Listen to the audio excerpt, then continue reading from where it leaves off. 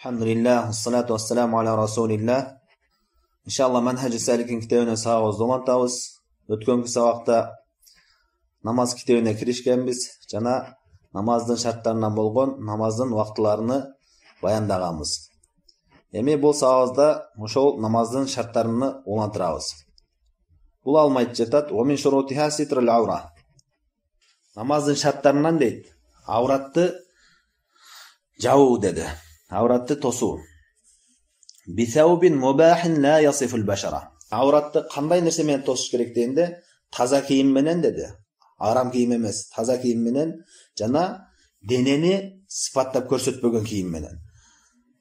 Тагыраак айтканда, өтө жука болуп, дененин түсү көрүнбөй турган кийим болуш керек. Бул шарт. Эгерде дене ошо авраттын үстүнөн кийим кийсе дагы, мисалы үчүн тор боло турган болсо же өтө жука болуп туруп, денен көрүнүп тура турган болсо, анда аврат жабылган болуп эсептелинбейт. Андан кийин айтып жатат, "Вал аврату саласата анва". Эми аврат 3 түрдүү болот дейт. Мугаллаза, оор аврат деди. Ал кимдин авраты десе, "Ва хия авратул мар'ал хурра ал-барига, фа жами'у бадануху авратун фис-сала илля важхуха" дейт. Аял эркин болгон, кул эмес аялдын, балагатка жеткен аялдын намазда бардык денеси аврат деди. Бир гана бети гана аврат эмес деди. Бетинен барышка бар жогу аврат дейт намазда. Бул бети аврат эмес экендигинде алымдардын арасында ижма болгон. Бул алым ошол бетини гана аврат эмес, андан башка бар жогун жабыш керек деди.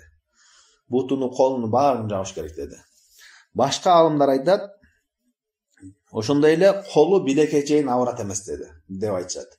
Колу дагы намазда билекке чейин ачык болсо, ал аврат эмес деп, бул нерсеге алымдардын ижмааны эскеришкен.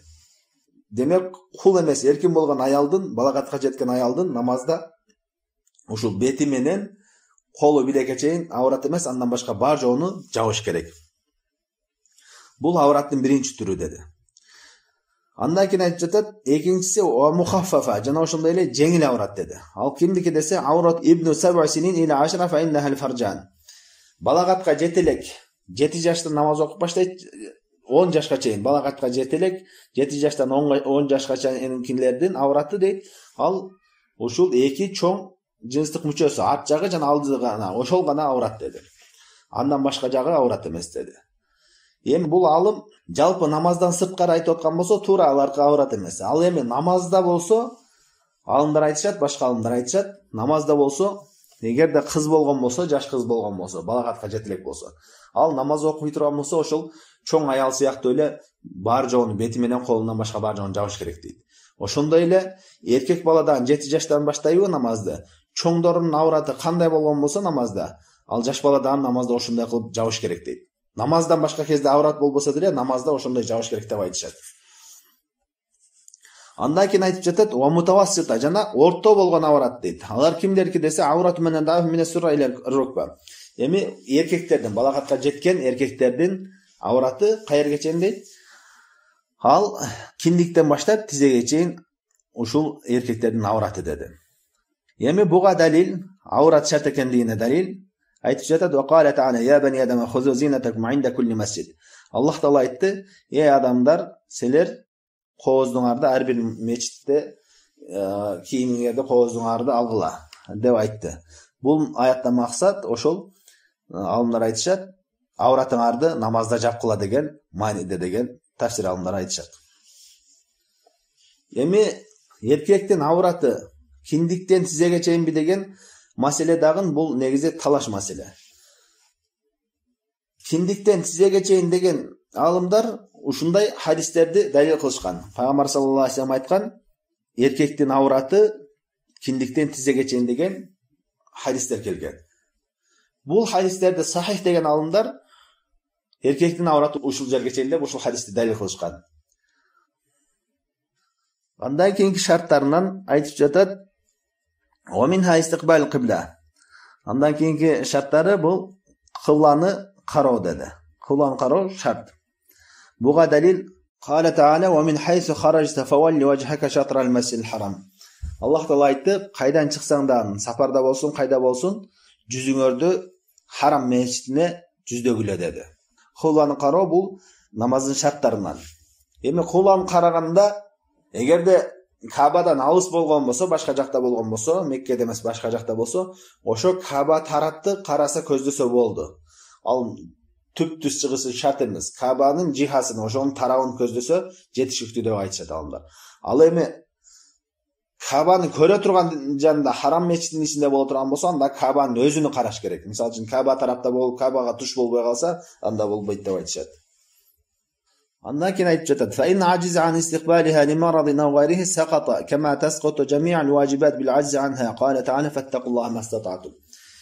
Эгерде кыбланы кароого алсыз болсо, оорунун себебинен же башка себептен кыбланы карашка алсыз болгон болсо, анда ал шарт түшөт дейт. Ал кыбланы карабаса деле боло берет дейт. Эгерде алсыз болсо, ооруп же болбосо кандайдыр бир себептер менен. Башка важибаттардагы, башка фарыздардагы алсыздык абалда эч качан ал милдет болбойт, алсыздык болгон болсо. Аллах Таала Кур'ан Каримде айтат: "Фаттакуллаха мастататум", силер колуңардан келишинче Аллах Таалага таквалычылык кылгыла деди. Андан кийин башка маселени баяндап жатат. "Ва кана наби саллаллаху алейхи ва салlam юсалли фис сафари ан-нафила ala rahilatihi haythu tawajjahat bihi muttafaqun alayh." Пайгамбарыбыз саллаллаху алейхи ва салlam сапарда нафил намаз окуганда, нафил фарз эмес, нафил намаз окуганда унасынын үстүндө эле окуй берчи. Ал сапарында кыбланы карабай башка жакты карап кетип атса деле, унанын үстүндө нафил намазды окуй берчи дейт. Бул алымдар айтышат, нафил намазды сапарда кыбланы карабай деле окуса болот. Унанын үстүндө, азыркы күндө машинада же башка нерседе деле окуса боло берет. Бирок шарттарынан биринчиден сапар болуш керек, сапарда болуш керек. Ал туруктуу адам окуса болбойт. Экинчиден нафил намаз болуш керек. Нафил намаз болуш керек. Фарз намазды окуса болбойт. Фарз намазды токтоп, кыбланы карап түшүп окуш керек. Үчүнчүдөн ошол жол жүрүп баратканда болуш керек. Мисалы үчүн бир жерде сапарда барат деле токтоп эс алып атканда дагы атайлап эмесине чыгып алып окуса болбойт. Кыбланы карабай эле башка жакты карап окуса болбойт турган жерде. Бул качан? Ушул 3 шарт менен. Биринчи нафил намаз болуш керек, экинчи сафарда болуш керек, үчүнчү ошол жолдо жүрүп баратасың, унаң менен баратасың жолдо. Ошондо нафил окугуң келип калса, анда отуруп алып эле ошо унаңда каякты караган болсо, каякты карап баратсаң, ошондо окуй берсең болот деп айтышат алымдар. Буга ушул азыр эскерген хадис далил болот. Пайгамбар саллаллаху алейхи ва салlam сапарда ошол төсүнүн үстүндө эле окучу. Бул Сахих Бухари Муслимде келген хадис. Wa fi lafzin, эми ушул хадистин башка риваятында дейт: "Гайру аннаху ла юсалли алейха ал-мактуба." Пайгамбар саллаллаху алейхи ва салlam фарыз намаздарды унан үстүндө окучу эмес деди. Демек, фарыз намаздар окулбайт. Фарыз намаздар кыбланы карап түшүп окулуш керек. Машинанын ичинде отуруп алып фарыз намаз окуса, ал болбойт. Андан кийин айтып жатат. Андан кийинки шарттарынан "Ва мин шурутиха ан-нiyya." Намаздын шарттарынан бул ниет кылуу деди. Ниеттен максат эмне? Ниет деген эмне? Ниет деген бул ниет кылдым паланчы намазды окушка, же болбосо тажикче айтуу, же болбосо арабча айтуу деген нерсе эмес, ал тил менен айтуу эмес. Ниет деген бул жүрөктө боло турган нерсе. Туура кээ бир алымдар тил менен айтыш керек деп ошол нерсени жаттатып үйрөтүшөт. Бул негизи ал нерсеге тил менен айтууга далил жок шариаттан. Ниет деген бул жүрөк менен гана болот. Жүрөк менен кандай болот? Ошол сен кайсыл намазды окуйсуң, ошону билсең, мисалы үчүн азыр асыр окуйм деп атасың. Асыр окуйт экениңди билсең, ошол ниет болуп саналат. Ал-илму биш-шей нiyya дейт. Ошол кайсы амалды кылайын деп атасың, ошону билесиң оюңда. Ошол ниет болуп саналат. Эгерде аны да билбей, жөн эле кирип эле намаз окуп атасың, кайсы намаз экенин дагы эч бир оюңда жок эле кирип окуп атсаң, ал ниет жок болуп саналат. Кайсы намаз экенин билсең болду. Асыр намаз экенин, пешин намаз экенин билсең, ошол ниет болуп саналат. Ошол жүрөк менен, тил менен айтыш шарт эмес. Жүрөктө гана болот ниет. Ошол жетиштүү. Буга далил Пайгамбар саллаллаху алейхи ва салlam Сахих Бухари Муслимде келген хадисте айтат: "Ва иннама ликулли имриин ма нава." Ар бир адам эмне ниет кылса, ошого жетет дейт. Бул намазда ниет шарт экендигине далил боло турган хадистерден. Ушуну менен намаздын шарттарын бүттү. Андан кийин башка маселеге, жанакы намаздын экинчи шартына байланыштуу нажасаттан тазалануу керек болгон. Нажасаттан 3 нерсеси таза болуш керек деп айттык. Намаз окуучунун денеси, жана кийими, жана окуган жайы деп. Ошого байланыштуу кээ бир маселелерди эскерет. Айтып жатат: "Ва тасихху салати фи кулли мавди'ин." Намаз бардык жерде намаз окуса болот деди. Жердин бар жогу таза. Бардык жерде намаз окуса болот. Буга далил Пайгамбар саллаллаху алейхи ва саллям айтат: "Ва жу'илат лил-арду масҗидан ва tahura." Пайгамбарыбыз айтты: "Жер жүзү мага мечит, намаз окуучу жай, таза кылынып берди, таза. Кайсы жерде болсо намаз окуй бергенге болот" деп айтты. "Файяма раджулин мин уммати адракат фис-салат фалюсалли." Мен үммөтүмдөн кайсы бир киши кайсы жерде намаздын убактысы келген болсо, ошол жерде окуй берсин деди. Бул хадис Сахih Бухари Муслимде келген. Демек, жердин бардык жерде, кайындай жер болбосун, таза. Эми кайсы жерлерде ошол окуса болбойт, аларды эскерет, айтат. Илля фи махалли наджисин. Эгерде нажас болгон болсо, анда ал жерде намаз окуса болбойт. Ау магсубин. Же болбосо бирөөнүн жерин тартып алсаң, арам жерде дейт.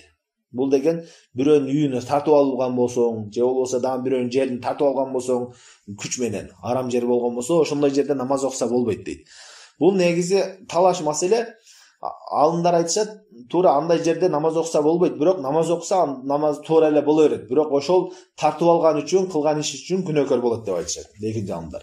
Айтып жатат, андан кийин ауфи макбаратин. Кабырда намаз окуса болбойт деди. Кабырда бир гана жаназа намазын окуса болот. Андан башка намаздарды кабырда намаз окуса болбойт. Жана ау хаммам, же болбосо хаммамда, жуунуучу жайда, же болбосо дарат кылуучу жайда, ал жерлерде нажас болгон үчүн окуса болбойт. Ау атанил эбил, же болбосо төөнүн жаткан жайларында намаз окуса болбойт деди. Төөнүн жаткан жайы. Эми буларга далил айтып жатат, ва фи сунан Тирмизи марфуан. Тирмизиде келген хадисте Пайгамбар саллаллаху алейхи ва саллям айтты: "Ал-арду куллуха масҗидан илля ал-мaqbarati вал-хаммам." Жердин бардыгы мечит, намаз окуса боло берет, бир гана кабыр жана хаммам деди. Хаммамда намаз окуса болбойт деди. Эми кабырда, алымдар айтат, кабырда намаз окуудан кайтарылган себеби ал саддан лизария, ширктин жолун тосуу, кабырга сыйынып кетүүдөн, ошол нерседен тосуу себебинде, ошол себептен кайтарылган дейт. Буга далилдерден Пайгамбар саллаллаху алейхи ва саллям Сахih Бухари Муслимде келген хадисте Айша энебиз риwayat кылат, айтат: "Ла'натуллахи алал яхуди ва насара иттахаду кубур анбияхим масаджид." Яһудилер менен насранилерге Аллахтын лаанаты болсун, каргышы болсун деди. Не себептен дегенде, алар өздөрүнүн пайгамбарларынын кабырларын сыйынуучу жай кылып алды деди. Ошол себептен кабырларда намаз окуудан өзүнүн үммөтүн тыйган. Ошол яһуди насранилерге окшошуп, пайгамбарлардын кабырларына, же болбосо аудиялардын, палачылардын кабырларына сыйынып, ошолорго сыйынуучу жай кылып алыштан кайтаруу үчүн тыйган. Ал эми хаммамдан болсо, хаммам даратканалардан болсо, ал жер нажас, таза эмес болгон үчүн ал жерден намаз окуудан тыйылат. Жана ошондой эле төөнүн жаткан жерлеринде кайтарган. Пайгамбар саллаллаху алейхи ва саллям сурады: "Усалли фи мабарикил эбил." Жабир ибн Сумра деген сахаба риwayat кылат, бир киши Пайгамбар саллаллаху алейхи ва салламдан сурады: "Төөнүн жаткан жайларында намаз окусаң болобу?" дегенде, "Ла, жок, окусаң болбойт" деди. Бул хадис Sahih Муслимде келген. Ушул ал мескерген жерлерде, кабырда, жана ошондой эле даратканаларда, хаммамдарда, жана ошондой эле кабырларда намаз окуса болбойт, андан башка, жана нажас жерлерде окуса болбойт, андан башка жерлерде, бардык жерде намаз окуса боло берет деп айтты. Ушул жерге чейин бул алым намаздын шарттарыны эскерип өттү. Намаздын шарттарыны кыскача баарын эскерип өтө турган болсок, биринчиси ислам, экинчиси болсо акыл, үчүнчүсү болсо тамиз, акыл эске кирип, жаш баланын акыл эске кирип калуусу, 7 жашка жетүүсү. Төртүнчүсү болсо тазалык, дарат жана гусул.